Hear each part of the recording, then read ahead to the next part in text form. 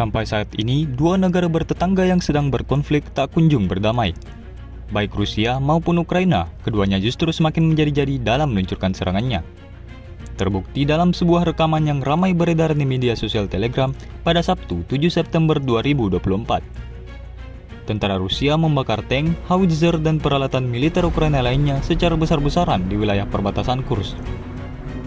Video pertama menunjukkan penghancuran howitzer yang ditarik dengan truk. Dalam video lain yang dipilih dalam beberapa hari terakhir, sebuah tank, kendaraan lapis baja Hammer, dan howitzer lainnya dengan truk dihancurkan oleh serangan langsung amunisi Lancet yang berkeliaran dari kelompok pasukan utara Rusia. Tak terhitung ada berapa jumlah kerugian yang didapatkan pasukan Ukraina di arah ini.